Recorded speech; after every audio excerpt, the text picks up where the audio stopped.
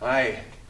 Good morning, good afternoon, good evening, whenever you're watching this program. Greetings from the city of Bucyrus. I'm Mayor Jeff Reeser. This is the November 2018 edition of Mayor's Roundtable. And we've been doing this program for the last few months, and it's already reached national critical acclaim. I'm making it up, of course. But well, those of you that have viewed it, I've had some good responses on it. So the idea is just to kind of come into your home or wherever you are on your cell phone or whatever, and let you know what's going on in the city of Bucyrus, what's coming up the next month, who represents you, how government works. We're going to kind of tackle some of these issues as we do successive shows. Now today we're going to start something a little different for the November-ish edition. We're going to be starting to talk to our elected officials. And we're going to be going through our council members, our elected council members. We're going to be talking today to 2 council members. We're going to be talking to our president of the council. In future editions, we're going to be talking to our law director, auditor. And they tell you a little bit about their job and who they are and things you may not think about. And so, without further ado, we've got 2 of our newest council members here with us today, seated to my left. And I might add he's the first return guest because he was on the very first Mayor's Roundtable show in August, Mr. Kevin Myers. And seated next to him is Mr. Doug Focht. And they were elected in November of 2017, began their terms January of this year, and have been excellent council members. A lot of good ideas, a lot of enthusiasm, positive energy, some things that are so important in leading a city. Before we get to them, I want to explain very briefly how your council works. We have 7 council members, 4 of whom are representing the wards in which you live. So wherever you live, you have a council person. And we have all that information on your website, or on the city website. So you can look and see, and their phone numbers are there, and it also is on the Access channel every day. I see that on the Access channel. They'll have emails and phone numbers, whatever you need. If you can't reach them and you need to reach them, just let us know. We'll have them contact you. But if you look at the graphic behind me, that shows you how the Bucyrus City is set up. 4 wards. I live in Ward 1, way out in the north end. I live on Plymouth Street, so I live in Ward 1. It's also is broken down by precincts. There you go. Thank you, Kevin. Ward 2, you can see in the blue where that starts too. Ward 3 is where Doug represents, and then Ward 4 is the northwest side of town too. You can see where it extends, especially the Ward 1 you'll see in the new area too, up in the Crossroads area. Now those are 4 council members that represent each one of those wards. So for Ward 1, it's Bruce Truca. Ward 2, it's Monica. And Ward 3 would be Doug. Ward 4 would be Andy Schock. Yeah, and then we have 3 at-large members.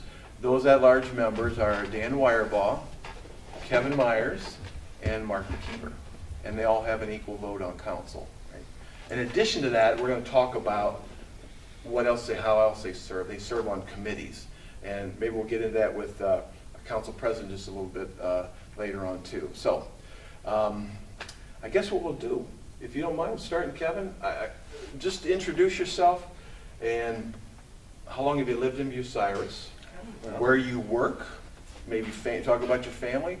Maybe something of interest about you. And then tell us about why you got on council. Let's start with that too. So sure. There's a lot of questions there. So my name's Kevin Myers. I'm one of the 3 at-large council members here in the city of Bucyrus. I decided to run for council mainly to get involved.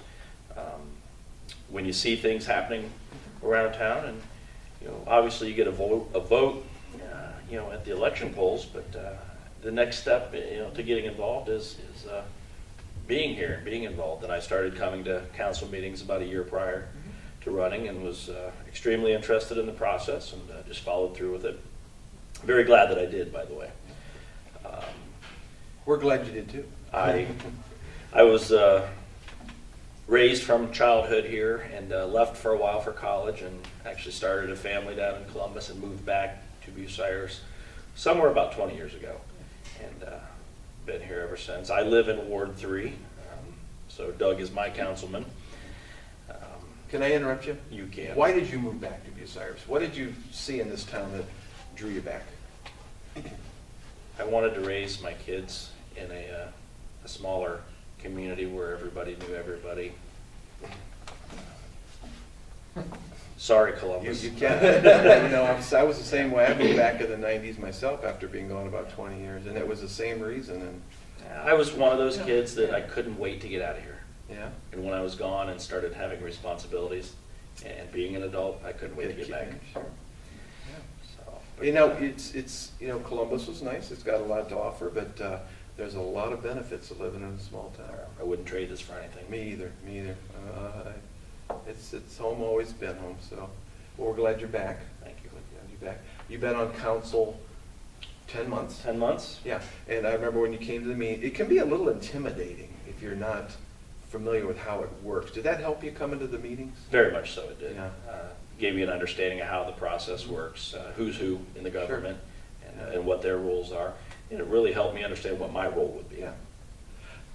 In general, when you say what your role would be, what do you see your role in representing an at-large community? Well, I view the council members as the first line of communication to the citizens. When they have a question, when they have a problem, they can reach out to us. And many times they'll call us about things that we have no say over, no control over.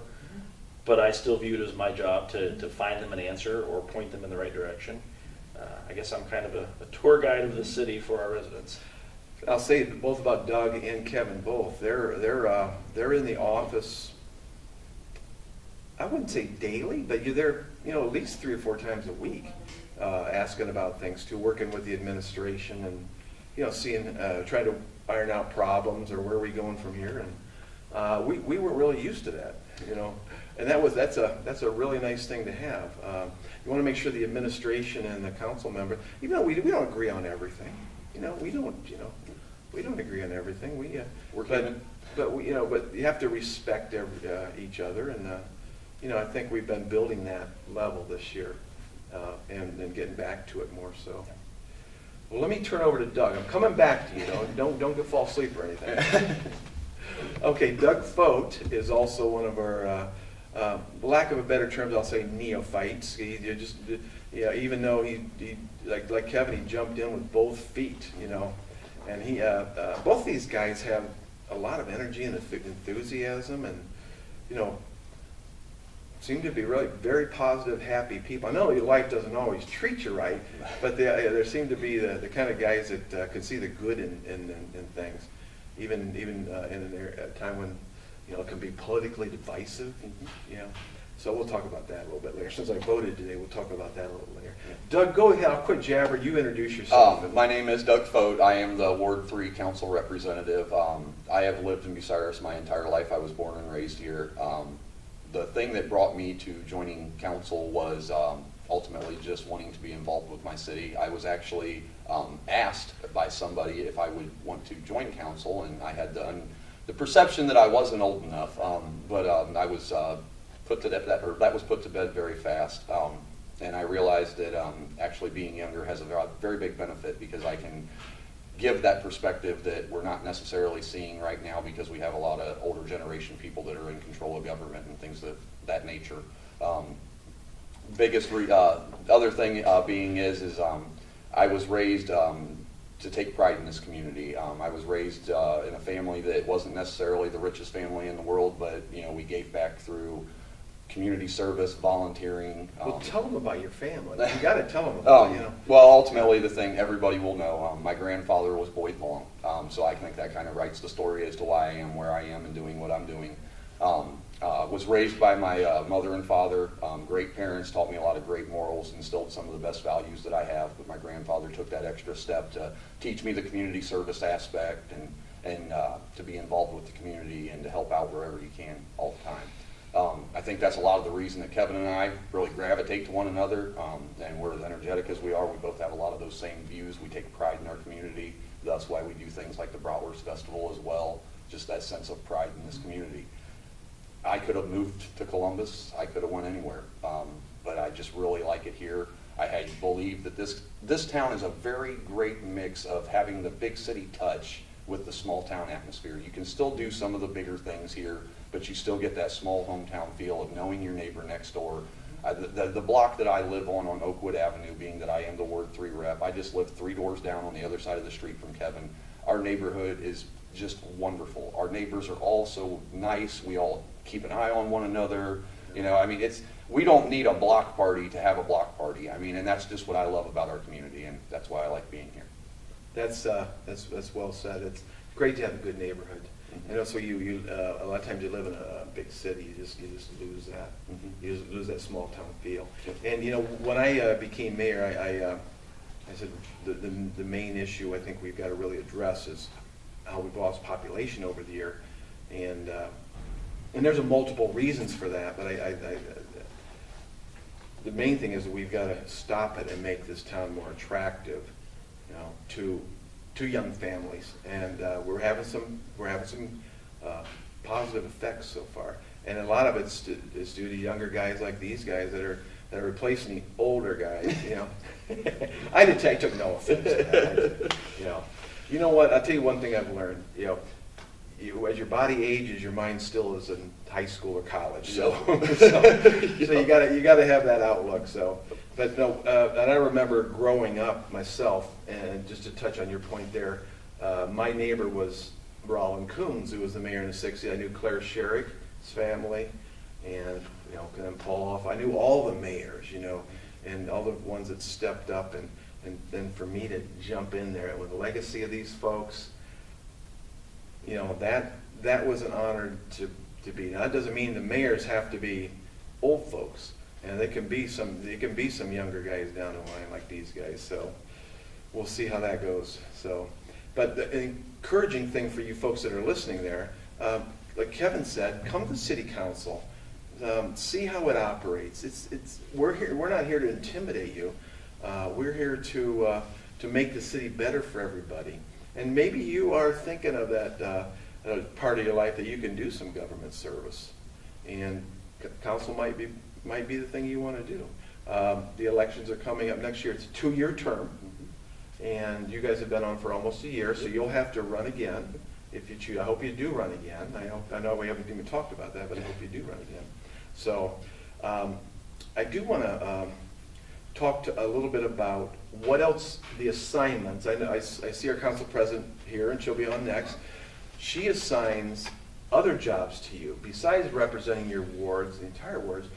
Maybe they don't know that there's other jobs that you've got. Can you talk about your other jobs on your committees? Ultimately, when elected to council, you're appointed to a committee. You're actually appointed to 3 committees, one of which you will head up. I was appointed to head up the Economic Development Committee. You do get to put in I guess not necessarily request, but committees that you think you would like to serve on, and the council president takes that into consideration when placing you in your committees. And she did put me, I told her I was very interested in economic development. That's something that just really touches close to home with me. I have a lot of business and marketing background, and that's kind of what economic development is marketing your city and marketing your area to other people. So I am the chairman of the Economic Development Committee. Through economic development so far in the 10 months that I have been in office, we have started the process of updating our city's Community Reinvestment Act, thus called a CRA. The reason for that being is our current CRA that was in place had only been for commercial and business properties. I wanted to see it incorporate residential, so that way that people like yourselves that are homeowners, property owners in our community, can do real property investments to your home and have your real property value, whatever it increases, we can abate that real property tax value difference, so that way you don't have to feel the difference in the tax of your home because you did $20,000 worth of real property upgrades, so your property value goes up $10,000, so your taxable value goes up. Well, we can abate that taxable value difference up to 100% for 15 years with this CRA. We're hoping that that'll do things to help increase updating of homes, get away from the dilapidated home problem that we're having in the community, another avenue to entice updating of homes if you can have your taxes abated. At the same time, enticing people to move into our community and buy some of these homes that are in maybe not so great a shape that are a little bit cheaper in price, and then doing real property upgrades, putting them back to good, great condition again, and being able to avoid that tax difference. So it maybe makes it a little easier for them to do that. The other big thing that I have been a part of and then doing is incorporating a CIC for the city of Bucyrus. There is currently a county CIC that's been in existence since 1963. A CIC is an economic development tool. That's Community Improvement Corporation. Yes, Community Improvement Corporation. Sorry for not That's saying okay. that. That's okay. I'm sorry to interrupt you. The reason for the CIC is it's an economic development tool for any city, state, or county municipality that would like to, instead of maybe taking property and putting it out through the bid process, they want to see it developed in a certain way. Maybe it's more conducive with the way that the downtown looks, or wherever the area that this property is located in. Through this CIC, we can make sure that this property goes to the right developer, that he's going to develop it into the situation that we would like to see it developed in. The other ability it gives us is it gives us the ability to take current property that we already have and find good use for it, whether that be by selling it through the CIC or leasing it, which then at that point gives the CIC money that they can turn around and take and put back into the community for economic development. Updating of structures, even to the extent of if they can generate enough funds, they can give out loans to the residents of the communities to update their homes. Just another avenue of ways that we can try and help updating of homes, getting back to the beautiful community that we are, and getting away from some of the blighted homes that are around town that you see. So that's kind of some of the things that I've been doing so far. Ultimately, those were some of my goals when I first got on. Like I said, I very much am and I love economic development. It's just, it's the part of what everybody sees, but at the same time, it's what gives you the looks that everybody wants to. And at the same time, it improves your community for the better. And hopefully that keeps things going forward. That's so important. I mean, if I can interrupt you, well, all those things you're working on take time and take effort and in cooperation with the law director and the state government to set those things up, but they're so important.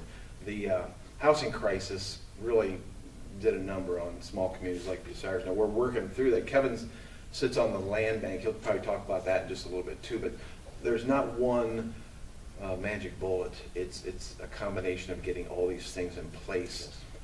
And I can speak for these guys. We're building for the future here. Next generations that are going to sit in these spots here too. And I think that's the ultimate goal why we're serving. Not to get our way, but to come up with these improvements. Yes. How can we do it better? I want to see this place here for my grandchildren and their grandchildren. Yeah. And I'd love to see my kids move back too. Hey, by the way, you never say where you work. Oh, I am actually an insurance agent for Dwayne Watts at Watts House of Insurance. To a certain degree, I would say that has a role to play in ultimately my community service as well. By becoming an agent at Watts, that made me a Kiwanis Club member. Now I am also the president of the Kiwanis Club. I think we fine him for bringing that up, don't we? Yes. Okay, we'll talk about Kiwanis in just a minute, dude. Great. Well, does he look like he could be in sales? I think he could. And same for this guy next to me, too. Thanks, Doug. Thanks, Doug. Kevin, you want to tell about what your passions are with the city, what committees?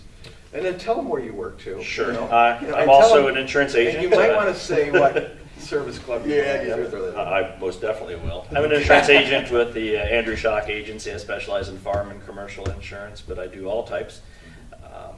And like Doug said, getting involved in the community is second nature when you're in a sales job. And so I became involved with the Rotary Club of Bucyrus. I've heard of it. Yes. So again, both of us are very involved in. We joke back and forth about which club is better, and obviously we know that Rotary is. But Here we go. no, both It's clubs that do healthy a marvelous. We're both going to do clubs arm marvelous wrestling job. after this. They'll fight it. So, I was placed on the three committees that I was placed on when elected was the Plating Committee, the Finance Committee, and then the Chairman of the Health and Safety No, Committee. let me stop you right there. Okay. Did you ask for health and safety? Did you have an interest there? When I did council express my president- okay. interest to health and Okay. safety because I am a retired paramedic and firefighter. Okay, and great. So I wanted to get your background. And very your much had expertise. a vested interest in knowledge of what's needed for such. What's the big thing sitting on your agenda in 2018 and beyond, 2019, from Health and Safety Committee? The Central Joint Ambulance District, our participation in the district, and then the future of what emergency medical services are going to look like to the city and to the county. How do you see that? How do you see the future? Is it black and white, or is it kind of evolving now? Black and white would be the last phrase I would use to try to describe it, because it is ever evolving. Yeah. You know, things constantly change. I got into that career field almost 30 years ago, Mhm. and you don't recognize it today Yeah. from what it was then. Like most career fields, yeah. But you sit, as our representative, you also sit on the ambulance board. Sit on the ambulance board as the Yeah. city's Now representative. that- Along with how many other? I believe at this time there's 14 Yeah. other entities that are Townships involved, and- townships in the village of New Washington as representation.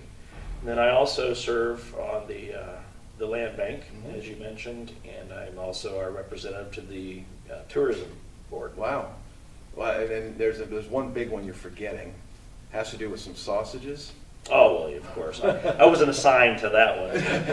I'm the assistant director to the Bratwurst Festival Yeah, as well. and you know, and Doug works on it too, you know how important that is in the community. You guys, and that festival has really, I think, just taken off so nicely in the last few years. It's Very just glad that such- Kevin brought me on board and allowed me to volunteer and help, Yeah. because there again, my grandfather ran the first Bratwurst That's for right, 47 that's right. years, so. Yes, remember, yeah, because I've known the Long family forever too. Yep.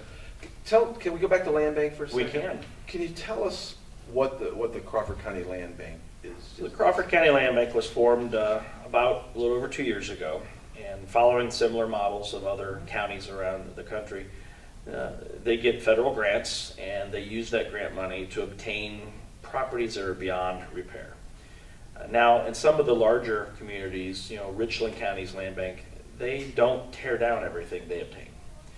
They have a full-time staff that is able to rehabilitate these homes, place people in them. We just simply don't have that ability in our smaller community to do that. So all of the homes that the land bank obtains in Crawford County are torn down. Sure. And over the last 2 years, we've torn down approximately between 50 and 60 homes throughout the county. Bucyrus would have had probably roughly half of those, maybe? Between Bucyrus, Crestline, Guyan, and Tyro is Yeah. where the grant allowed them to tear houses down. We had approximately 20 to 25 of them here in town. And a over lot of the- those were in really, really rough shape, and They were. neighbors were glad to get them down. Over the coming years, this next year, we anticipate probably about 15 to 20 homes in that same geographic area. I don't know how many will be here in town. But one of the things I notice when we do that, and the people that live in that area, they have stared at a blighted property for so long, and they almost forget it's there Yeah. some days because it's just always Yeah. been there. And then when we take a property down, it's magnificent Yeah. to see that transformation of that neighborhood, both in the appearance of it as well as the attitude Yeah. of the neighbors. And so It improves the neighborhood too, and then the land bank, actually in the contracts of the demolition, there's requirements to, you know, make sure that property then is made acceptable with, you know, dirt and grass, and I know some of them even have some nice trees planted in them too, and we'll look at that as we talk about restoring the tree fund to the city, about, you know, being able to have more funds to plant some trees in those areas too. What is the ultimate goal though of that property? Is it to sit there and look nice, or do we want somebody to build a house there? Or what Well, do we want what to do- find a suitable end user. Mhm. Some of the lots are small enough that there's just no possible way through zoning to build a new existing home. So a lot of them, the property owner that abuts to that property might take that on and get a larger yard. In cases where we have 2 or 3 properties together, you might be able to build a viable house there. And sometimes that's the idea, if we have 2 or 3 together, and I know there was a situation where we had some fire, we acquired some properties over on Ward Street, yeah, and I know the church came and wanted to do some things there, and it's a nice lot for building on there too, so that worked out pretty well. But the idea is not have the city or the land bank be the end user to then to turn it over, because the city doesn't really have time to mow the lawn, right, you know? So we want that lot to be bought or developed, yeah. And one of the feathers in the cap of the land bank was the acquiring of the properties on Rogers Street, for which which have been dilapidated. And so all these properties are feathers in the cap, and we were so grateful for that, to We Gary had- Cole to start this land bank, our former treasurer of the county, and then obtain the grant. Now let's talk real quickly about the grant, because I know the money's running out, and we're waiting to see if there's more federal grants. Yeah, there. we have approximately $300,000 left to use Mhm. in the coming year. If we don't receive any future grants, that could be it for now. Could be. But we're hopeful. Yeah. We've performed very well. We've Yeah. met all of the goals that the grant administration has set forth. And so we feel very strongly that we will continue to get funding. We're looking forward to it. It's such an important part of the community, as well the ambulance board. You know, you see with these two guys that just talked about how critical the building blocks are for the future of the city, the ambulance district, service to our residents, make sure we have good service, land bank, Browers Festival, economic development, the CRAs, and all the things that Doug talked about. I want to talk about one thing, and I'll let you guys have the last word here. If you're considering running for council or serving the community on a volunteer basis, that is a great thing to have. I noticed the best council members are volunteers first. They're in Kiwanis and Altrusa and Rotary, and they volunteer with their churches and with sports, their coaches.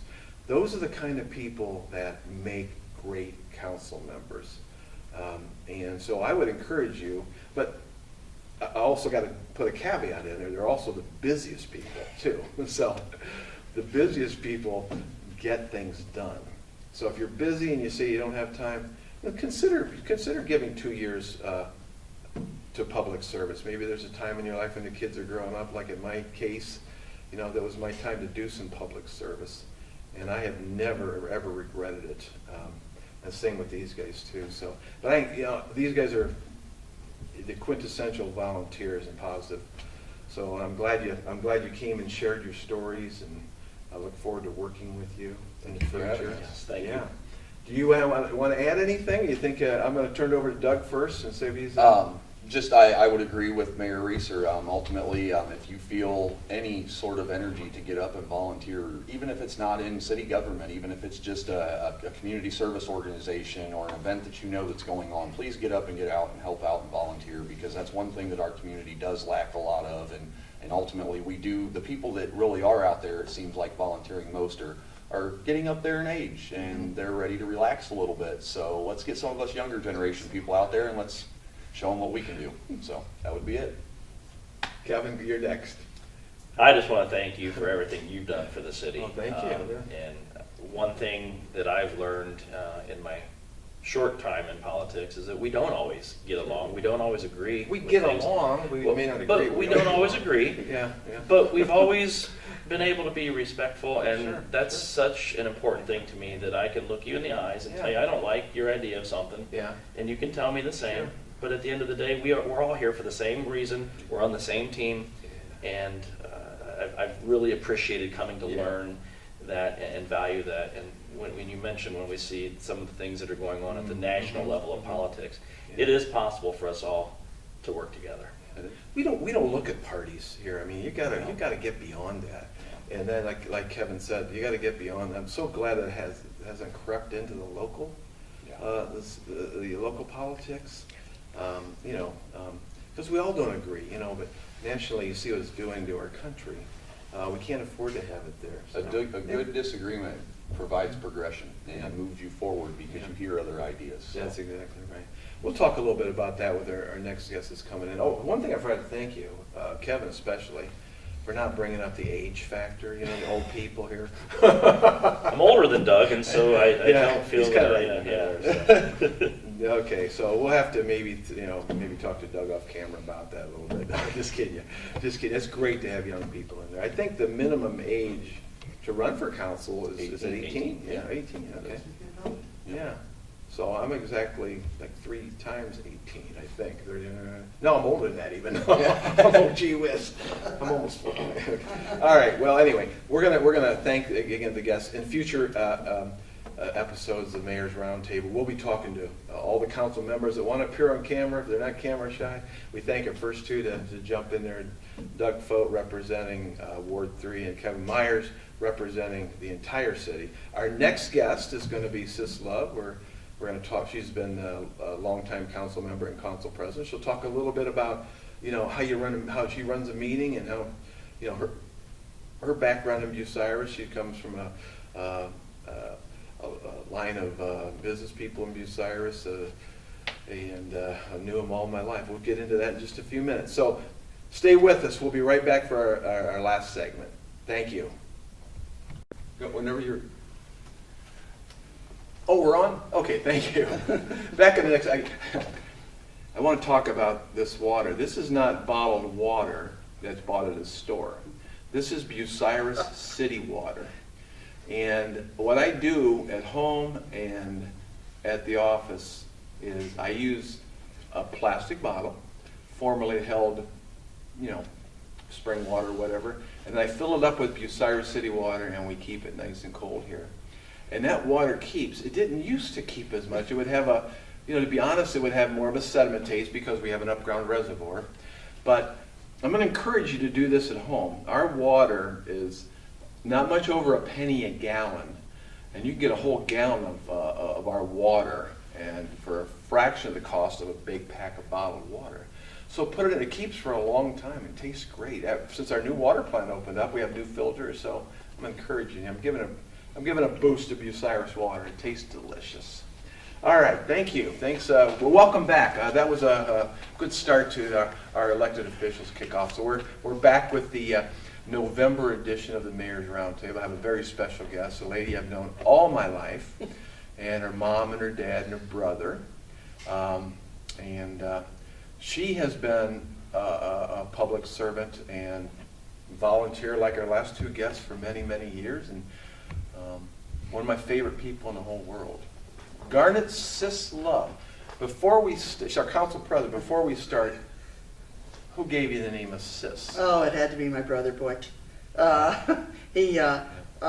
course, he was developmentally disabled and had some issues, and I was always Sissy to him, and so it got shortened up to Sis. And Sis stuck. It's stuck, all right. Except for the nuns. The nuns, what'd they call you? They call me Garnet. Garnet. Yes, and then I go out at recess and everybody would call me Sis. Sis. Yeah. Yeah. But I am named Garnet after my mother, so. Yeah, so I was going to mention that was. Your mother was named Garnet, and your mother, I remember one thing about her, she always wore beautiful clothing and red. Red. She loved red. Red. She loved red. She was a Yes. beautiful woman, and your dad was a great guy too, and Butch, of course. So your background in business was it. Grew up at the bowling alley, Yeah. and you mentioned my mother in red, and I was blessed to, when we had the cemetery walk out of Right, Holy Trinity right. Cemetery, I got to relate some things about Yeah, Mom that was and her fun, love, too. her love for red, and everything that they were involved in. But yes, my father came to town in 1932, and with the Morris 5 and 10 cent store, and my 32. parents, Oh my 1932, gosh. yes. Wow. And so a big involvement in the community then. And of course with my brother, my mother and father then were instrumental in starting Fairway School. A lot of work back then. It was in the early 1950s, and Butch needed a place to go to school, and I saw all the work my mother put into that. And of course then when Butch was too old to attend Fairway School, Mom started the workshop so that That was groundbreaking back then. yeah, it was, yes. Because A those shouldered folks workshop. just stayed at home, right? Yes. And Yes. and then we realized, they had a lot to offer society, and especially Butch. I remember him at the bowling alley often. Yes, at he church ran and the things. bowling alley, yes. he did. Yeah, and sometimes you misunderstand Down syndrome and develop me to say, well, people, they offer so much to a community. They do. They They offer do. so They much to- yeah. they allow us to bring out that side that the good Lord wants us to, That's to right. bring out of each other, of how we take care of those that Right. are less fortunate in one way or another. So Amen. very Thank blessed to God. have him as part of my family. Of course, we were true brother and sister, and there were times, believe me, there were times. Did you ever get in fights? Oh, yes. Yeah, I could think it. But Sis is not strong-willed at all. I don't know how that ever came about. I don't Well, either. tell us about then, after your work career. Well, I of course grew up in the family business at the bowling alley through 1985, even after I left college and came back here with my husband and kids, and we were part of the bowling alley until it was sold in 1985, and at that point in time I went back to college and got hired at the Gorman Rupp Company over in Mansfield, Ohio. I started out as a computer programmer and became their IT manager, and I was their IT manager for the last 10 years of the 22 and a half years that I spent at Gorman Rupp. So That's got to be intimidating to do that, though. uh, Man, that had to, IT intimidate, just the letters IT intimidate me. They do, and Yeah. it even gets worse. But the fact that for 10 of the years that I was at Gorman Rupp, I also taught night school at North Central State College, and I taught computer programming. Oh, my. So that was my part-time job with my full-time job that Oh, my. helped me get my youngest one through college. So I admire that because I had to take one computer course in college, and I had to drop it the first time. I was failing, I'm sorry to say. Second time I took it my senior year, it was like the last quarter. I had to take this to get my degree, and I passed. So I'm not a computer person at all. So I admire. It can be intimidating, but there are those of us that are nerdy enough that like that kind of stuff. So. Thank God for those people that are Yes, out there. yes. Now tell us about your family. Well, I know you've got some grandkids. Oh. Make sure you mention your grandkids that have this superb athletic ability. Oh I know yes, you brag about I've them all got the time. 7 grandkids. You can always brag about grandkids. In fact, this past weekend, my oldest granddaughter just got married up in Maine, so I was up in Maine for about 6 days and enjoying it. It was actually better weather in Maine than it was here last week, and Doesn't surprise me. so the family all got together up there. I have a grandson that's going to be graduating from high school this year that is a fantastic soccer player. And he has a brother and a younger sister. They're in 8th grade and 5th grade. I have another grandson that's in community college up in Maine. And we're hoping to get him through that this year. And then I have a granddaughter, Taylor. She's the athlete, the real athlete in the family. She plays basketball for Marshall University. This will be her 2nd year. She was Columbus, the Greater Columbus area Player of the Week when she was a senior in high school down Great in player, Northland. yeah. And she is joining a great career down at Marshall so far, and also has a major in pre-med. And so she is moving right along. I have another grandson that is developmentally disabled. He's autistic and given to a very strong mother, which is my daughter. She has seen to it that he's been given every advantage that she could find for him for the last, he's 22 years old now, for the last 22 years to be able to develop as far as he is capable of developing. So I look at my daughter and I'm so very proud of her, of what all she's been able to do. It's been a struggle at times. Anyone who has a special needs child in their family knows exactly what it's like. And Trey is thriving now. He's in a group home and he's doing very well. So the good Lord is blessed. I like to say, thank goodness we recognize that these folks had things Yes. to offer everybody, and then we could, with help, that we could, make them more productive, and obviously your upbringing helped prepare you for that Oh yes, too. definitely so. So I've been retired now since 2010, if you want to call this retired. So like Doug was referring to the old people as he's talking about us. But so how did all this prepare you to serve on city council and then as president of city council? Well, back in about 2003 is when they were finishing up, when we passed the street levy. It was, give us time and we'll get to all the streets in town and we'll get them done. And when they came to this last 3 blocks of Southeast Street from Hopley Avenue down to Southern Avenue, the city council and the mayor agreed that rather than do a full workout on, they were just going to put a top coat on it. And it just struck me the You wrong didn't way. like that, No, did you? I did not. Oh, boy. So I went out and I got signatures of everybody in our everyone in our 3-block area, that if you don't have the money to do it this year, wait until next year when you do have the money so that you can do it correctly. So I brought those petitions to council, and Who was the mayor then? Can I, Glenn? Glenn was, Glenn yes, Ackerman, yes, okay. Glenn Ackerman was mayor. Was he receptive to all this, or? Or did you have Sort to of. kind of? Okay. He's not still mad at you, is he? No, Okay, Glenn good. and I are friends. Good. And, it's one of those Yeah. things is we don't have to always be on Yes, the like same what you side. mentioned earlier, Okay, yeah. but we move on, and we have moved on, so. Great, But anyway, and then it made me even madder when they told me they were gonna cut down my trees out in front of my house, so. That would make me mad. That would, so that was sort of the one that pushed me over the edge, and I said, well, if I can't, if you want to be involved and you want to have a voice, then you have to step forward, and at that point is when I ran for council. So you got challenged and you Yes. stepped up, and we're glad Yes. you did. So did you represent your ward, or No. were you at large? I was an at-large member starting in 2004. And then how long did you serve as an at-large member? I have, up until the last 5 years, and then that's when I stepped into, when Roger Moore decided to run for mayor, and then I stepped in and Stepped in ran his for position, city sure. council president. How is we heard the last segment with Doug and Kevin, and you were there too. How is your job now as council president different than being an actual ward or an at-large Well, of representative? course, I have no vote. As city council president, the only time I would vote is if there were a tie. And there hasn't Yeah. been any since I've been city council president. So I'm not a voting member of council unless I have to be. My job is more from an administrative point of view of seeing that all the I's are dotted and the T's are crossed, and we Okay, follow yeah. all the protocols. There are just tons and tons of rules that are required by state law that we have to follow. It's so true.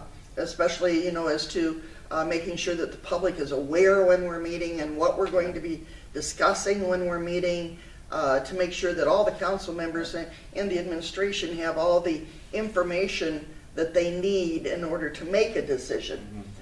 We gather all that up. Todd Hill is the current council clerk, and of course Kelly Patterson had been prior to her, and then Regina Zorns had been there for Many, absolutely many ever, years, yes. And so So you work closely with those folks? Oh, too? yes, yes, and with the law director's office Oh, also, yeah. because all of our legislation, we have to make sure that it says exactly what we aim it to say. And how did you learn that? Diving in and learning it. I'll tell you, because when we talk about IT, I think what's more difficult is all the ORC codes and the city ordinances right. and sunshine laws. We got to make sure we follow that. We don't do anything secretive in the city. Everything's open.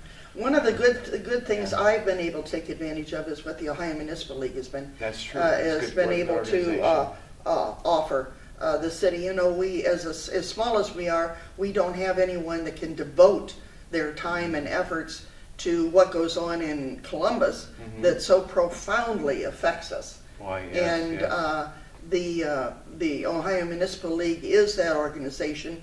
I think there's like 300 and some members from Ohio, including the large cities. But a lot of the small cities Sure. still have a vote in it. I've been on the board of directors. I've also served as the president of the OML for a year in 2016. And it exposes me to a lot of different things that are going on that I can bring back to council and say, hey, we need to be aware that these are the kind of things that are going to be coming at us. Yeah, well, that's what we do here in the city too. We'll meet with our contemporaries in other cities. I know I have a lunch date scheduled with the mayor, Representative Sandusky, here in a couple of weeks, and and city auditor, and we're gonna, see what's going on in their city, what we can learn from you, what you can learn from us. OML, Ohio Municipal League, was a great tool for that, where we get to know people through that and find out that a lot of the rural communities have a lot of the same problems. Oh, yes, Yeah. definitely. So, Yeah. especially, when we're talking big cities, we're talking cities, in the 30, 40, 50,000 Sure. people around us, like 10,000, and in villages like Crestline of 4,000. And they all have representative in the OML. And one of the things the OML this year started was, we always have an annual conference, but now we do 4 regional meetings throughout the state, which not nearly as costly, but yet brings all the information from the OML into communities that maybe can send somebody for a day to find out things they need to know about what's going on, or how they can manage something, and bring in a lot of expertise, a lot of people to talk about, what you do with employees. How are we going to handle this medical marijuana? Sure. How other communities are taking advantage of other grants and The CRAs, like Doug yes, mentioned, all that stuff. all that. And comes into we do play. go to, we have webinars, and we go to the seminars during the year too, just to keep up on all that stuff, just to let you know. Because, we're looking to the future. Oh, right? my heavens. Yeah. And that's where it is. Yeah. But, we gotta get comments, and people will say, well, the meetings seem so cut and dried, and, Yeah. well, when we come into a meeting, we've already been through the discussion part of this. We have our meetings on Tuesday evenings, the first and third of the month, and then we follow with our committee meetings on Thursday evening. And Thursday evenings are a lot less formal, but we still have we still keep everything in check. We have a lot more give and take. And A lot more give and take, but we also respect each other Oh, yeah. when we are talking there, whether it be the people that have come up to make their point of view heard, or whether it's a council member, because everyone does have the right to speak. Of course. And And there's like 3 or 4 times during the meeting that if you Yes. come to a council member, you're asked, does anyone in the audience would like to comment? So we love to hear your comments. You come to the council meetings on and also the Tuesday. committee meetings too. And it used to be just one time at the very beginning of the council meetings when I first came on council that we offered the public the opportunity. Now it's open like 3 different times during the meeting where you can have the opportunity to come up and give your opinion, because we do want to hear that. Yeah. And when we've had full council chambers at different times expressing different opinions on different things, so we certainly don't get offended to that. We're here to serve 12,000 residents of this fine community. Now, having said that, we like, there's certain directions that we see that we have to go into, and so we'll bring those up for debate and get council on board on that. But in a public response to it, too, we're always very careful about that. These meetings, this video will be shown on the Access channel and on our YouTube channel too, City of Bucyrus YouTube channel. So, feel free to give us your comments on those types of things too. And we always make sure that whenever we're having any kind of a meeting, there is always a public notice that goes Right. out. We are required by state law to do that 24 hours We ahead sure of are. time. Yeah. And there have been times where we've said we're going to have a meeting on such and such a date, and some things come up that suddenly we don't have a quorum. We do our best, and the council members do. You have to realize that, most of them are still working. It used to be we had a retired council. Used to be. I It remember that. did, Yeah, yes. I was just thinking And, about that. and it's just not Yeah. anymore. No. You And that's see, fine. It is, yes, it is. It's fine. And, you talk about public service, and so many of the ones on council all have different ways that they do serve. I've been a member of Altrusa since 1989, and all the projects from them. Have you paid your dues this year? Yes. Are they going to kick you out or? No, I paid my dues. And they just had a nice chicken dinner, and the chicken was excellent. Yes, so. it was. Yeah. And so, and everybody that is here puts forth effort to make sure that it's not just one little thing. We may cover 20 different topics in a meeting, and it's my responsibility to see that they have the information in front of them. about what it is. And there are times when we say, okay, we never thought of that. We're going to have to go back and get you more information to bring back. So sometimes something can be in committee for several meetings before any request for legislation or okay on a project can actually take place. So And that's why you need a strong council president, because they've got to be responsible for all these things, keep the meetings going, make sure we're doing everything legally, set the tone of direction, make sure everybody's heard. It's such a critical position to sit. You just do a fine job at it. I enjoy it. You know, Roger always said there are two things that I should never be given. One is a gavel and one is a microphone. And I got them both. Yeah, you got them both there. Oh, may he rest in peace. What a Yes, great guy God he love was, him. too. And you come from a long line of, I know the council presidents when I was younger, but then in modern times, Randy Tiedeback was in there. Mm-hmm. Roger was in there. I can't remember who was in. Randy was in there quite a while. He Yes, a great Randy guy. was- Yeah, yeah. So- That old school teacher thing. School teacher, right? Yes, Yeah, yes. Yeah, it's perfect for that. Well, I'll tell you what. We're gonna wrap it up with one last question. Where do you see some of the issues in Bucyrus, and where do you see Bucyrus moving? Where do you see us in 10, 20 years? I see that a change in our population. I think we're working at getting younger people into our community, which is I think going to become a little bit easier as we see the migration of Columbus is north, and a 45-minute commute is not that much. Not bad, yeah. And I think that we're going to see that a lot of people are going to take a look and say, you know, we want to come to a smaller community. Because a lot of those people that live down there now come from small communities. They get down there in Columbus and they say, it's a very fast-paced life. We're looking for something different that we want to raise our families in. So I think our direction should be to say, hey, we are here. We're already established as a community that, I mean, we have so many caring things going on Oh, yeah. through the schools and through, the Chamber of Commerce. The churches, too, The don't they? churches. And the community organizations. And yes, and they're all there. And I see that eventually as Yeah. Columbus, they did that horrible comparison of us to Delaware. Yes. You know, and it's location, location, location. Well, I think the location is going to move this Yeah. direction. Yeah. And we have a lot to offer. We have a lot to offer as far as involvement. It's, the soccer programs, the baseball, softball, Little Good League. school systems, The too. school Yeah. systems, that we have so much to offer of smaller classes. We've got so many things we can do, and I think that's the direction I see us heading. I think we all have to be, when you're considering running for council, I mean, you have to have a positive attitude about Bucyrus. Over the years, there's, negativity can creep into different things, but it's, we got to be on the same page. We have to move the town forward. That doesn't mean we always have to agree on the way to No. move it forward. We certainly accept that. And we're always looking for good ideas, Yes. and Right.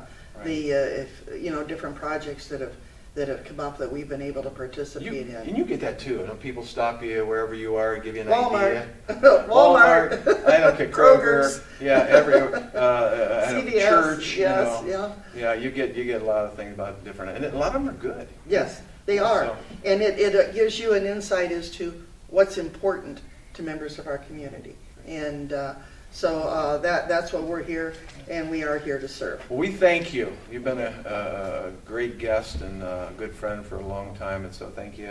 It's good to hear about all the kids and grandkids and doing well too. I've got 3 grand. We'll talk about that in the future. We won't keep any longer. Next month's show we'll be taping in just a couple of weeks. It's going to be December's Mayor Roundtable. We're going to tape it a little early, have it on a little early. We'll talk about the Christmas parade and Candlelight Christmas. The last thing I wanted to say is check the website for leaf pickup, those types of things. The leaves are still on the tree. It's late October. We've never seen it quite like this before. but we are going to be picking up leaves as soon as they come down. If you have any questions about that, just call City Hall. Once again, thanks to our guests, Doug Fote, Kevin Myers, and Garnet Sislov, and our producer, director extraordinaire, Mr. Gary Hess. Take a bow, Gary. Hey, Gary. That's a great bow. So, okay, trust me, he's taking a big, deep bow. Thanks again for watching the November 2018 edition of Mayor's Roundtable. God bless you all. Have a happy Thanksgiving. Take care.